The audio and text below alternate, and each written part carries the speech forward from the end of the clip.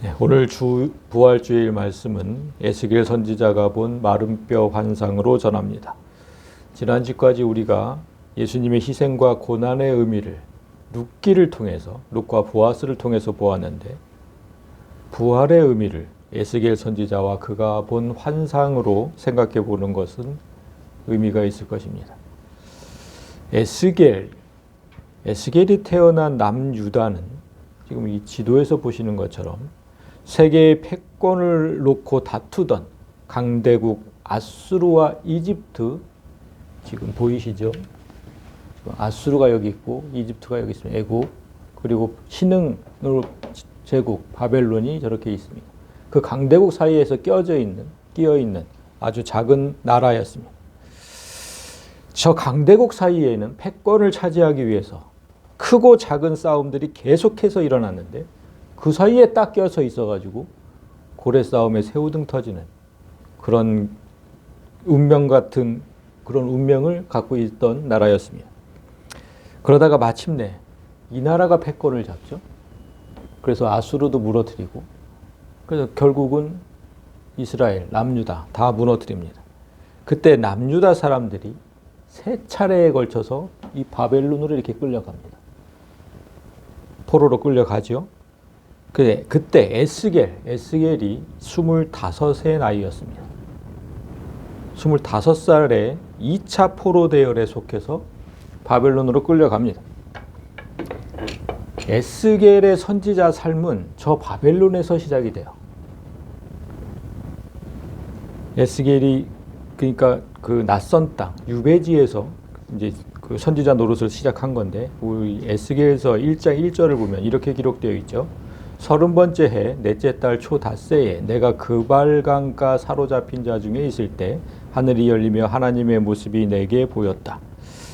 에스겔이 지금 30번째 해를 강조하고 있는데 그 이유가 있습니다. 이스라엘 레위인이 제사장직을 수행할 수 있는 나이가 30부터이기 때문이에요. 에스겔은 이미 제사장 가문의 아들이었는데 25살 때 포로로 끌려갔죠. 그러니까 5년 후에 30살이 됐을 때 그 유배지에서 제사장이 됐습니다. 하나님은 에스겔이 제사장 될 때를 기다리셨는지 그 해 바로 에스겔에게 강력하게 임하셨어요. 하늘이 열리면서 하나님의 모습이 보였다. 목사라면 참 이런 장면이 부럽습니다. 그래서 자기도 이런 경험이 있다는 그런 이단들이 수없이 출현하고 있죠. 나도 이런 경험이 있었다. 하나님이 하늘이 열리고 하나님이 보이고. 다 거짓입니다. 그거. 지금 오늘날 하나님이 보이고 하늘이 열리고 그건 전부 이 성경을 통해서 이루어집니다. 이 성경에서 보셔야 돼요. 하늘이 열리는 거는. 그렇게 직접 봤다는 건 다 거짓이에요. 이렇게 지금 하나님의 강한 임재는 그래서 모든 목사가 꿈꾸고 소망하는 일이에요. 그러니까 자꾸만 그 이단들이 출현하는 건데. 그런데 여러분, 하나님의 이런 강한 임재가 꼭 좋은 것만은 아닙니다. 에스겔뿐만 아니라 이사야나 예레미야 같은 선지자에게도 하나님은 강하게 임하셨죠. 그런데 그 임재가 그들에게는 고통스러운 삶의 시작이었어요. 이사야 선지자, 그는 이스라엘 백성들이 아수르로 끌려갈 때 이제 그 예언을 했어야 했는데, 그 이스라엘 백성들이 빨가벗겨져서 이제 끌려갈 것을 보여주라고 하나님이 그렇게 명령을 하셨어요. 그래서 3년 동안이나 직접 빨가벗고 다녔어요. 이사야도 아내와 자녀들이 있는 한 가정의 가장이었습니다. 목사였죠. 그래서 3년 동안 빨개 벗고 다녔어요. 그걸 백성들한테 보여주라고. 얼마나 본인뿐만 아니라 가족에게도 수치스러운 거 아니겠습니까? 맨날 빨개 벗고 다니는데. 이사야가 그렇게 벗고 다녔다면 예레미야는 줄과 멍에를 목에 메고 다녔죠. 그는 또 왜 그랬냐면 하나님께서 남유다가 바벨론의 종이 될 것을 미리 보여주라고, 그래서 예레미야에게 소에게나 매는 줄과 멍에를 메고 다녀라. 내 백성이 종이 될 것을 미리 보여줘라. 그래서 이렇게 메고 다녔어요. 이렇게 두 선지자는 앞으로 일어날 일을 보여주기 위해서 수치스러운 삶을 살았던 겁니다. 호세아 선지자는 우상을 섬기는 백성에게 경종을 울리라는 의미로 창녀와 결혼하도록 그런 명령을 받았죠. 그렇게 해서 낳은 세 자녀의 이름은 저주가 가득 담긴 이름으로 지어야 했습니다. 목사의 자녀들인데 이름을 다 저주스러운 이름으로 줬어요. 그 외 많은 선지자가 하나님 말씀을 전하다가 조롱당하고 뺨을 맞아야 했습니다. 선지자는 하나님 말씀을 대언하는 자입니다. 그대로 전하는 거예요. 하나님 말씀을 그대로. 그런데 아무리 말씀을 전해도 백성들이 그 말씀에 귀를 기울이지 않으면 하나님은 그 백성들이 눈으로 직접 볼 수 있도록 그렇게 만드셨어요. 선지자를 통해서. 백문이 불여일견이다. 그런 말이 있잖아요. 100번 듣는 것보다 한 번 보는 게 훨씬 더 충격적으로 다가옵니다. 아, 이렇게 된다는 뜻이구나. 봐야 깨달아요. 이렇게 된다는 거구나. 문제는 백성들이 눈으로 보고 깨닫도록 하려고 선지자들은 수치와 고통의 삶을 살아야 했다는 것이죠. 그래서 하나님의 강한 임재가 꼭 좋은 것만은 아닌데 오늘 우리가 볼 에스겔은 그 임재로 인해서 가장 큰 고통을 당한 선지자입니다. 에스겔서 24장을 보면 에스겔의 아내가 죽는 장면이 나와요. 24장 16절 인자야 내가 네 눈에 기뻐하는 것을 한 번 쳐서 빼앗으리니 너는 슬퍼하거나 울거나 눈물을 흘리거나 하지 말아라. 여기서 네가 기뻐하는 것 에스겔의 아내입니다. 이 표현에서 알 수 있듯이 에스겔은 아내를 무척이나 아끼고 사랑했어요. 그 하나님 다 아시는 거야. 네가 기뻐하는 거. 그런데 그 하나님께서 그 아내의 목숨을 단번에 빼앗겠다고 말씀하신 거야. 한 번, 저거는 이제 단번에 쳐서 빼앗겠다. 그런데 그 아내를 그렇게 잃어도 슬퍼하거나 울거나 눈물을 흘리거나 하지 말래요. 그리고 장례도 치르지 말라고 하십니다. 죽은 자를 위하여 슬퍼하지 말고 조용히 그냥 탄식만 하고 수건으로 머리를 동이고 발에 신을 신고 입술을 가리지 말아라. 저거는 그냥 아무 일 없다는 듯이 평범하게 살라는 겁니다. 그리고 사람이 초상집에서 먹는 음식물을 먹지 말라. 장례 음식 하지 마라. 장례식 하지 마라. 그 뜻이에요. 에스겔이 이 말씀을 듣고 마음이 아팠겠죠. 그래서 성도들에게 알려요. 바로 그 다음 절이에요. 내가 아침에 백성에게 말하였더니 저녁에 내 아내가 죽었으므로 아침에 내가 받은 명령대로 행하매. 아침에 성도들에게 알렸는데 저녁에 아내가 죽습니다. 만약 제가 이런 일을 당했다면 저는 진짜 아무 일도 할 수 없었을 것 같은데 에스겔은 하나님 말씀하신 그대로 울지도 않고 슬퍼하지도 않고 장례식도 치르지 않고 아무 일 없었다는 듯이 행했다는 거예요. 받은 명령대로 행했다. 어떻게 그럴 수 있을까? 이해가 되지 않아요. 어떻게 하면 목사는 사람 아닙니까?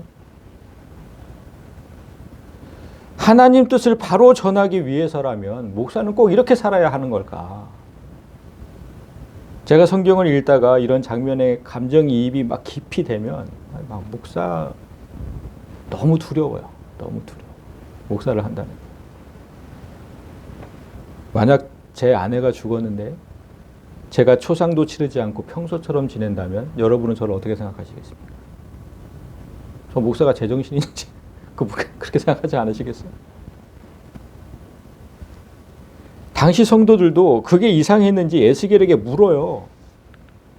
백성이 내게 이르되 네가 행하는 일이 우리와 무슨 상관이 있는지 너는 우리에게 말하지 아니하겠느냐.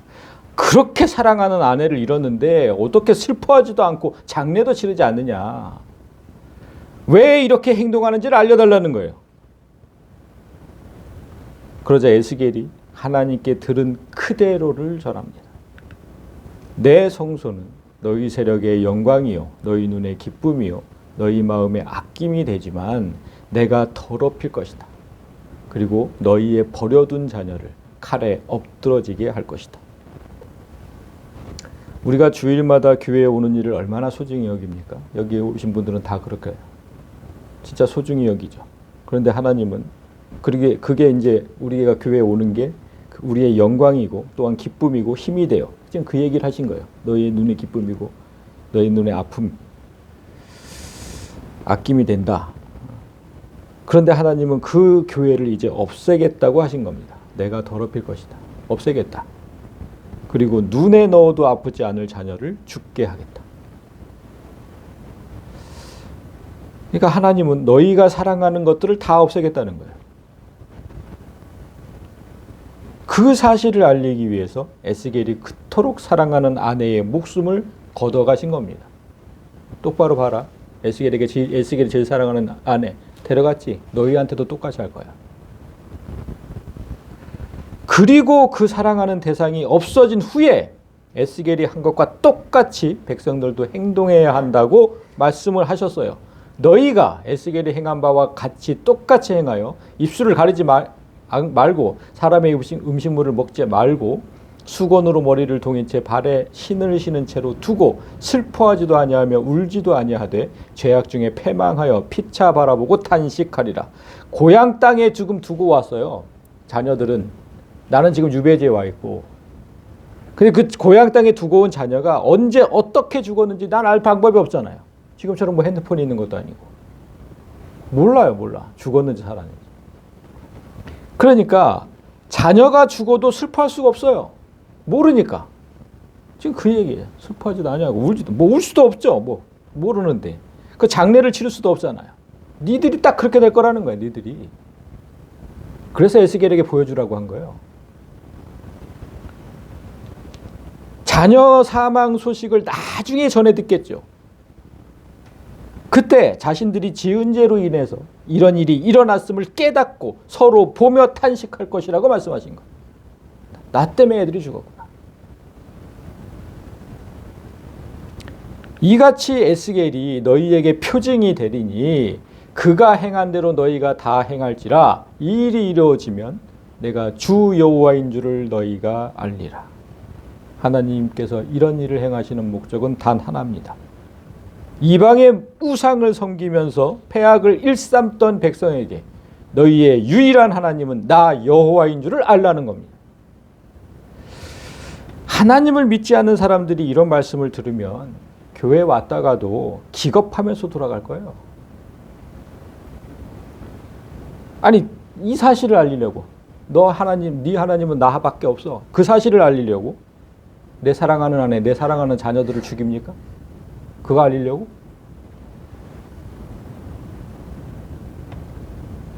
그 누가 그런 신을 믿고 섬기겠냐는 거죠. 우리가 들어도 하나님께서 행하시는 일들이 너무 아시지 않냐. 그렇게 생각이 들지만 오늘 본문을 통해서 하나님의 본심을 깨닫고 하나님을 무섭고 잔인한 하나님으로 오해하지 않는 그런 성숙한 신앙인이 되기를 소망합니다. 자, 오늘 첫 절을 봅니다. 여호와께서 권능으로 내게 임재하시고 그의 영으로 나를 데리고 가서 골짜기 가운데 두셨는데 거기 뼈가 가득했다. 하나님이 다시 에스겔에게 강하게 임재하고 계십니다. 그렇다면 뭔가 또 좋지 않은 일이 에스겔에게 일어날 것 같은데 예상대로 에스겔을 죽음의 골짜기로 데려가셨습니다. 자, 이런 골짜기죠. 사람 뼈가 가득한 골짜기. 그렇다면 이 뼈의 주인들은 에스겔 아내처럼 죽은 후에 장례 절차도 없었다는 뜻이 됩니다. 그렇죠? 뭐 매장되지도 못했으니까. 매장되지도 못하고 오랜 세월 비바람과 햇볕 아래 노출되어서 살은 썩어 없어졌고 뼈들은 서로 분리된 상태입니다. 나를 그 뼈 사방으로 지나가게 하시기로 본즉 그 골짜기 지면에 뼈가 심이 많고 아주 말랐더라. 자, 에스겔이 죽음의 골짜기를 쭉 둘러보니까 두 가지가 눈길을 끕니다. 뼈의 수가 심이 많았다는 것과 상태가 바짝 말라 있었다는 겁니다. 하나님은 그때 에스겔에게 묻습니다.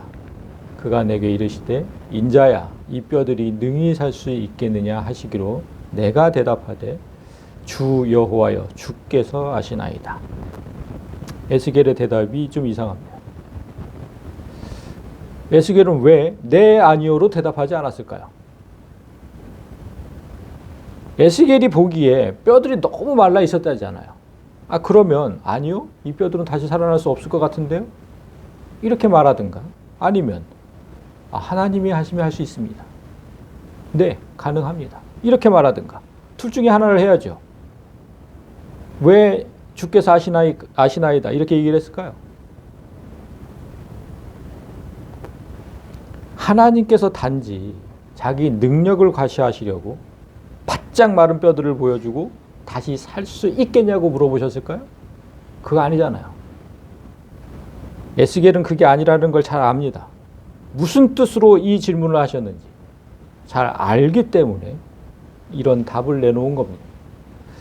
이제 질문의 의미가 4절부터 나옵니다. 또 내게 이르시되 너는 이 모든 뼈에게 대언하여 이르기를 너희 마른 뼈들아 여호와의 말씀을 들을지어다. 여러분, 하나님 말씀은 살아있는 자에게 전하는 거예요. 제가 죽은 뼈에게 말씀을 전하면 제가 제정신이겠어요? 그런데 하나님은 죽은 자, 그것도 뼈만 남은 자에게 말씀을 지금 전하라고 하시잖아요. 하나님은 왜 이런 무모한 일을 시키고 계실까? 근데 무모한 게 아니라 하나님은 이미 그 뼈들이 말씀을 듣는 생명을 가졌다고 말씀하신 거잖아요, 이게. 우리는 지금 인정하지 못하지만 하나님은 뼈들이 들을 거니까 대언하라는 거예요. 그러니까 말씀을 듣는 생명이 누구에게 있는지 그걸 한번 보세요. 요한복음 8장 47절에 보면 하나님께 속한 자는 하나님의 말씀을 듣나니 너희가 듣지 아니하는 것은 하나님께 속하지 아니하였기 때문이다. 아무리 말씀을 전해도 듣지 않은 거 그건 하나님께 속한 자가 아니기 때문이다. 말씀을 듣는 생명은 하나님께 속한 자에게만 있어요. 그래서 에스겔이 뼈 주인에게 이 생명이 있는지 없는지 그건 오직 주만 아신다고 말한 거예요. 그건 정말 하나님만 아세요. 어떤 자가 하나님께 속해 있는지 그건 하나님만 아신다니까. 그래서 에스겔은 이렇게 대답한 거예요. 100% 옳은 답을 얘기한 거죠. 이제 에스겔이 그 뜻에 맞게 본격적으로 대언을 해요. 주 여호와께서 이 뼈들에게 말씀하시기를 내가 생기를 너희에게 들어가게 하리니 너희가 살아나리라. 뼈들이 생명을 얻으려면 생기가 그 안으로 들어가야 한다는 거예요. 그렇지만 뼈만 있는 채로 살아 움직인다면 그 자체로는 사람이라고 할 수 없죠. 뼈만 움직이면. 살도 있어야 되잖아요. 그게 6절이죠. 너희 위에 힘줄을 두고 살을 입히고 가죽으로 덮고 너희 속에 생기를 넣으리니 너희가 살아나리라. 또 내가 여호와인 줄 너희가 알리라 하셨다 하라. 하나님은 태초의 사람도 이런 순서로 만드셨습니다. 창세기 2장 7절을 보면 여호와 하나님이 땅의 흙으로 사람을 지으시고 생기를 그 코에 불어 넣으시니 사람이 생명이 되었다. 살과 뼈를 만드시고 그 안에 생기를 불어 넣어서 사람이 움직이도록 하셨죠. 그런데 여기서 주목할 건 그렇게 움직이는 사람을 보고 하나님께서 뭐라고 하셨냐? 살아있는 육체다. 그렇게 얘기하셨어요? 그렇게 얘기 안 하셨죠. 살아있는 영이 되었다고 말씀하셨어요. 생명, 살아있는 영. 여기서 생기를 그 코에 불어넣으셨다. 여기서 생기. 제가 조지신학 공부하면서 얘기를 했는데 살아있는 기운이란 뜻이잖아요. 풀면 살아있는 기운, 생기. 히브리어로는 네샤마 하임 이렇게 얘기를 하는데 여기서 네샤마라는 단어, 기운, 호흡 이런 뜻의 단어였어요. 그러니까 훅 불어넣으신 거죠. 살아있는 기운을 그 안에 훅 불어넣으셨어요. 이 네샤마가 사람 안으로 그렇게 들어가서 네페시 하야가 돼요. 살아있는 영. 생명이 된 겁니다. 다시 말해서 살아있는 기운이 사람 육체 안에 들어가면 살아있는 영이 돼요. 이해되시죠? 예. 정말 중요한 사실이 여기에서 나온 거예요. 우리는 원래 살아있는 영이었어요. 살아있는 육체가 아니라 여러분, 살아있는 영이었다고. 그런데 타락 이후에, 아담이 타락한 이후에 하나님을 아는 그 생명의 영이 다 죽은 거예요. 하나님은 지금 그 영을 다시 살리려고 하시는 겁니다. 여기서 이 네페시와 구별해야 하는 영이 있다고 제가 네페시 나올 때마다 얘기를 했어요. 뭐였죠? 네페시 말고 또 하나의 영. 또 다 잊어버리셨어.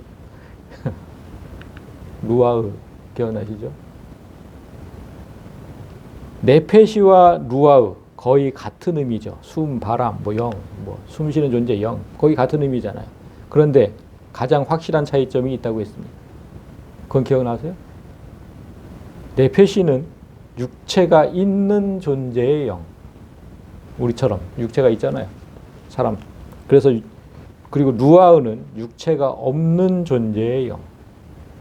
그래서 네페시는 사람과 동물의 영을 표현할 때 쓰고 루아흐는 하나님과 천사들의 영을 표현할 때 쓴다.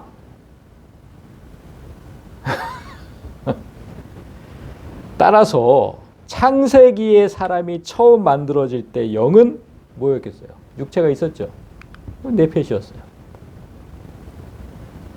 근데 육체가 있는 상태로 만드셨으니까 분명히 네페시가 맞아요.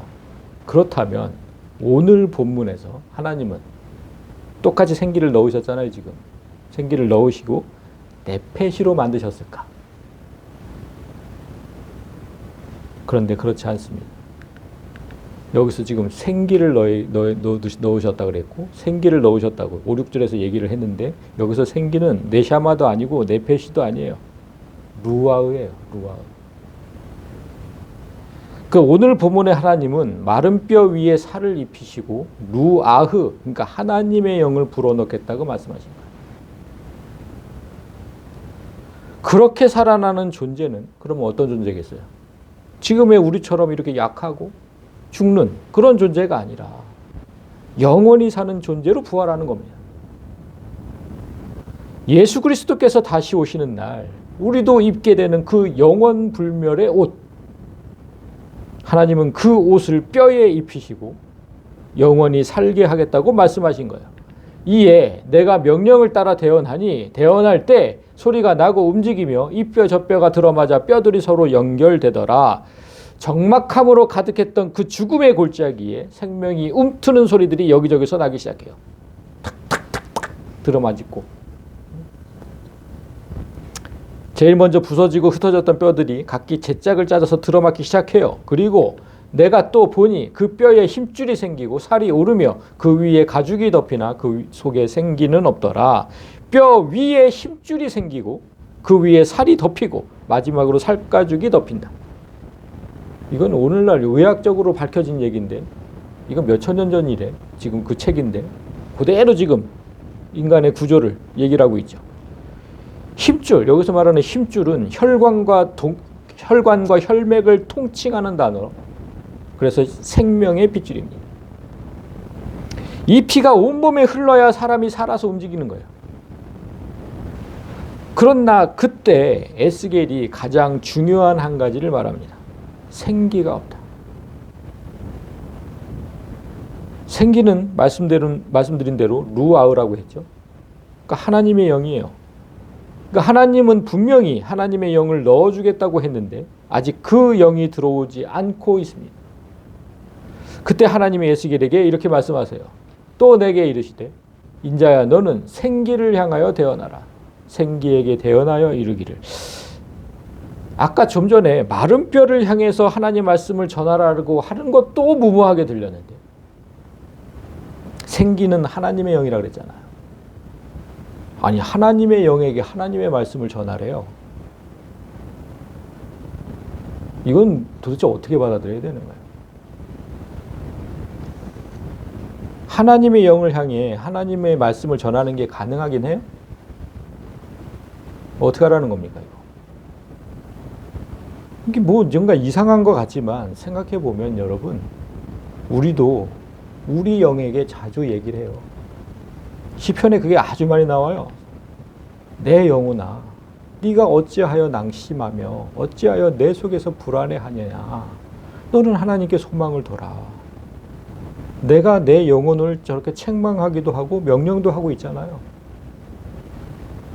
생각해 보면 그게 이상한 일이 아니에요.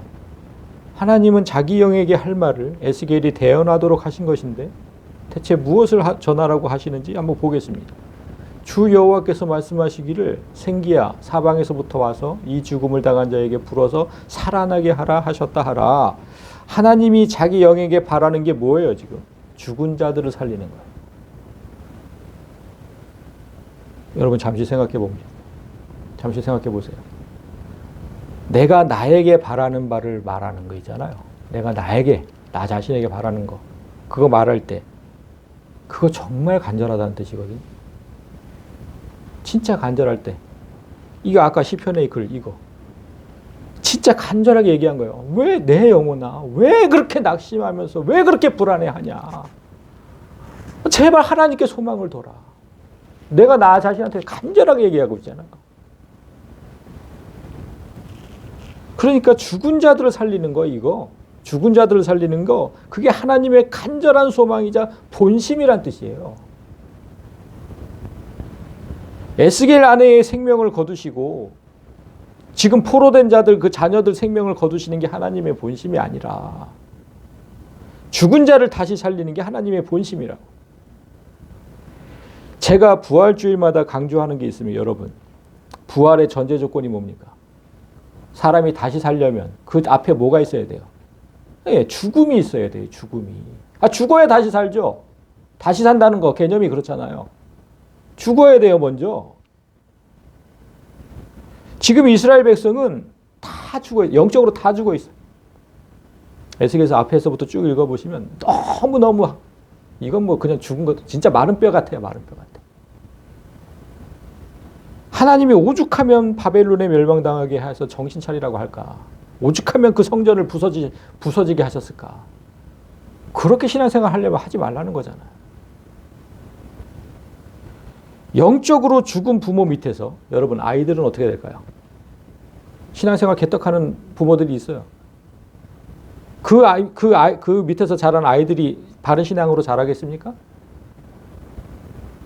누구 하나 바른 신앙으로 이끌지 않아요. 교회 누구 하나가. 아무도 없어. 그러면 아이들이 바른 믿음을 가질까요? 그렇다면 아이들의 구원은 누가 책임집니까? 바른 믿음을 못 가져서 구원을 못 받으면 누가 책임져요? 그 어른들 책임이잖아. 근데 그 어른들 책임 안 지거든. 지들도 못 가는데 뭐.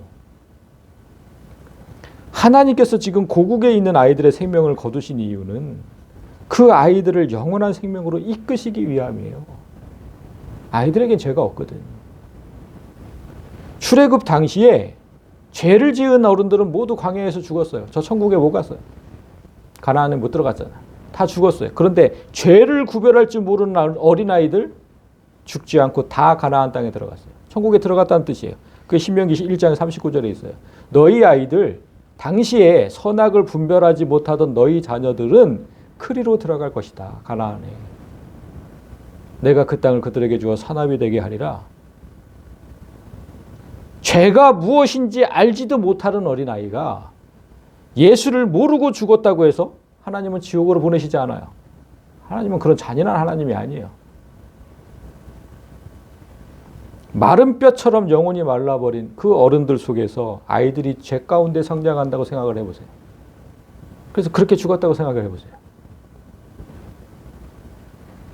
그렇게 영원히 죽는 것보다는 죄를 모를 때 생명을 거두시고 영원한 생명을 얻도록 하신 거, 그건 하나님의 베푸신 크나큰 은혜입니다. 영의 세계를 모르는 사람들이, 하나님을 모르고 저 천국을 모르는 사람들이 아이를 죽이는 신이 어디 있냐고 방방 뛰는 거예요. 문제는 이 어른들이죠, 어른들. 어른들은 이미 죄가 무엇인지를 알고 구별할 줄 아는 나이고, 또 죄와 더불어 살다가 영적으로 죽어 있어요. 지금 이스라엘 백성들이 다. 마른 뼈 환상은 지금 그걸 보여주는 거잖아요. 다 죽어 있다. 그렇게 이스라엘 백성들이. 이것들이 다시 살아서 움직일까? 제가 지금 교회들을 봐도 그게 불가능할 것 같아요. 다시 저들이 하나님 앞에 다시 진짜 바른 믿음으로 올 수 있을까? 그런데 오늘 하나님께서 뭐라고 하셨냐면, 오직 하나님의 영이 그 몸 안으로 들어갈 때 그들이 새 생명을 얻게 된다고 말씀하셨어요. 그러나 하나님은 죄가 있는 몸에는 들어갈 수 없거든요. 죄가 있는 몸에는 들어갈 수 없어요. 그러니까 그게 무슨 뜻이냐면, 하나님은 죄와 하나 될 수 없다는 뜻이에요. 우리 몸에 죄가 있는 몸에 들어오면 그 죄와 하나가 된다는 뜻이에요. 그래서 그렇게 못하세요. 하나님은. 하나님께서 죄로 죽은 자의 몸에 들어가려면 그 죄부터 없애야 되는 거예요. 그래서 그 죄를 없애려면 어떻게 해야 됩니까? 우리가 너무나 잘 아는 대로 사람이 되셔서 자기 자신을 죽이셔야 합니다. 에스겔이 태어난 이 말씀이 있잖아요. 생기야, 사방에서 와서 이 죽음을 당한 자에게 불어서 살아나게 하라. 이 말씀이 무슨 말씀이냐면, 내가 바꿔서 왔어요. 생기야, 내 영혼이잖아요. 하나님은 내 영혼이잖아. 하나님은 이게 있어서는 내 영혼아, 네가 죽어서 이 죽음을 당한 자가 살아나게 하라. 지금 이 말씀이에요. 이 말씀은 그러니까 하나님이 죽어서 우리를 살리셨잖아요. 지금 그 말씀을 하시는 거예요. 생기야, 이렇게 부른 거는. 그러니까 에스겔의 안에 백성의 자녀들, 그들이 죽은 거 그거 슬퍼하지 않아도 돼요. 하나님께서 그들을 다시 살리기 위해서 자신을 죽이셨고, 그 죽음의 권세를 깨고 다시 살아나셨으니까 그들도 이제 다시 살아날 거예요. 그냥 걱정하지 않아도 되죠. 그건. 그 마지막 절은 그 모든 일의 결말을 명확하게 보여줘요. 이에 내가 그의 명령대로 대언하였더니 생기가 그들에게 들어가매 그들이 곧 살아나서 일어나 서는데 극히 큰 군대였다. 생기, 곧 하나님의 영이 사람에게 들어갔을 때 죽은 자들이 다시 살아나는 기적이 일어났어요. 하나님이 살린 사람들은 아주 큰 군대가 되었대요. 그런데 왜 하필 군대였을까? 포로된 에스겔과 백성들이 있는 곳, 그것이 어디예요 지금? 바벨론이잖아요. 바벨론이기 때문에 군대로 살아난 거예요. 여러분, 바벨론이 어디라고 했습니까? 어떤 곳이라고? 계시록 18장 2절을 보여드릴게요. 무너졌도다 큰 성 바벨론이요, 귀신의 처소와 각종 더러운 영이 모이는 곳이고 각종 더럽고 가증한 새들이 모이는 곳이 바벨론이에요. 바벨론은 사탄과 각종 더러운 마귀들이 모여있는 이 세상을 뜻하는 거예요. 마지막 날에 이 바벨론이 순식간에 사라질 거예요. 무너졌도다 큰 성 바벨론. 순식간에 사라질 거예요. 그런데 지금 우리는 이곳에 살고 있어요. 그런 곳에 살고 있고 그들과 싸워야 돼요. 그래서 군대로 지금 부활한 거예요.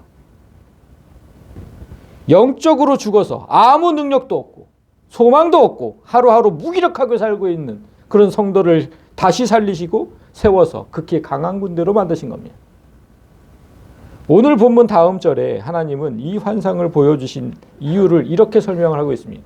인자야, 이 뼈들이 뭐였냐면 이스라엘 온 족속이야.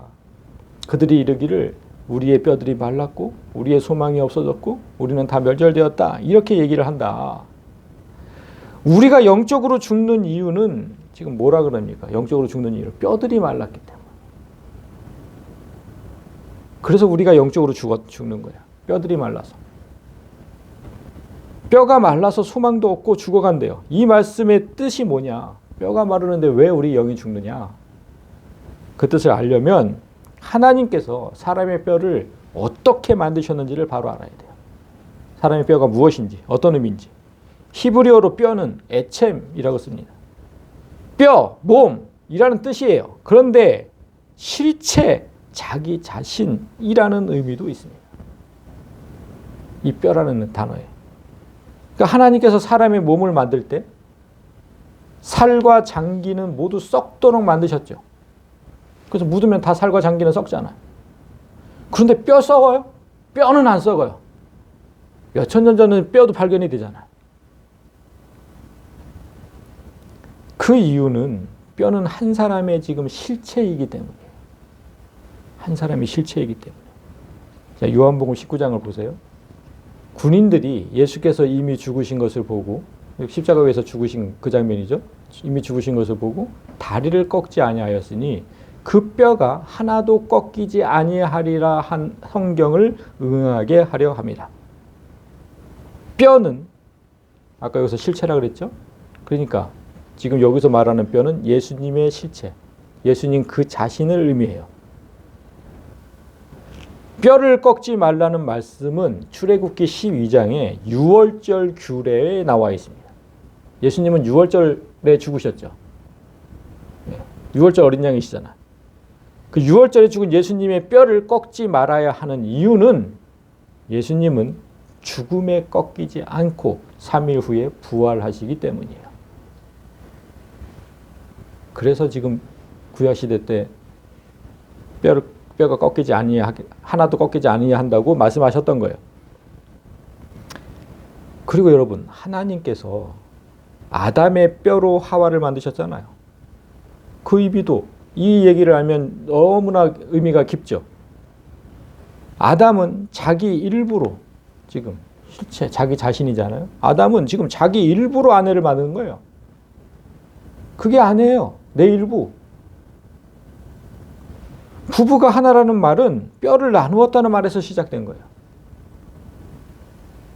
뼈는 이렇게 자기 자신을 말하는데 언젠가 몇 년 전일 거예요. 몇 년 전에 그 석가모니 뼈가 발견되었다고 해서 난리 난 적이 있었어요. 그래서 뭐 인도를 비롯해서 그 불교 국가들이 한동안 떠들썩했어요. 그들이 뭘 어떻게 했냐면 석가모니 뼈들을 이렇게 잘 이제 막 그냥 진공 상태로 잘 보고 진열을 해가지고 수많은 사람들이 환호하는 그 길거리에 이제 시가행진을 막 벌이고 막 그랬어요. 그 장면 보셨어요? 혹시? 저만 봤어요? 그런 일이 있었어요.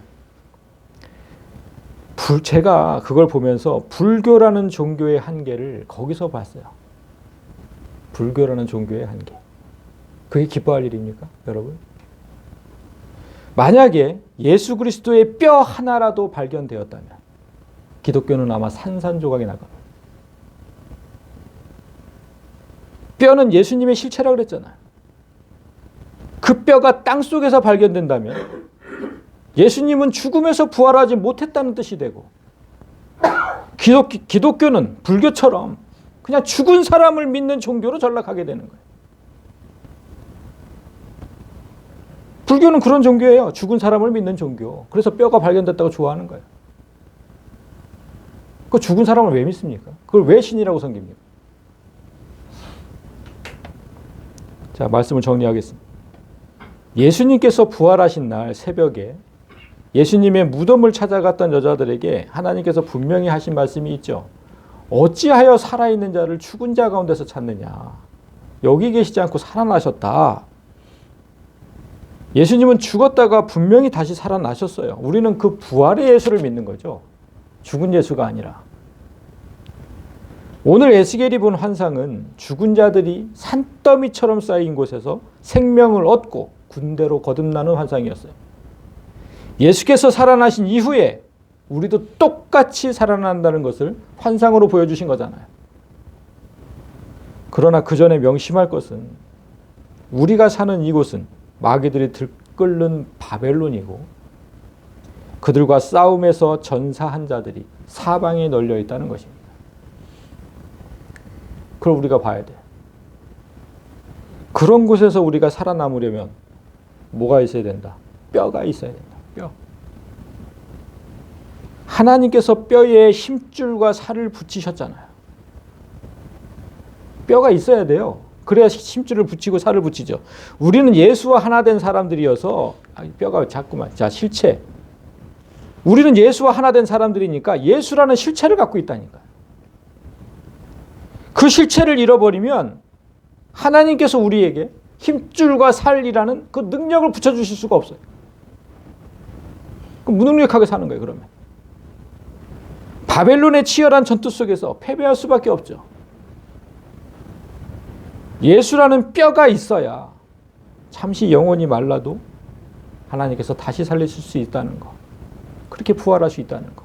그거를 지금 말씀하고 싶으신 거예요. 그러니까 예수라는 뼈, 그 실체는 버리시면 안 돼요. 바라기는 예수의 부활을 기념하는 오늘 죽어있던 모든 삶과 영혼이 다시 살아나는 기적의 은혜가 있기를 주님의 이름으로 간절히 소망합니다.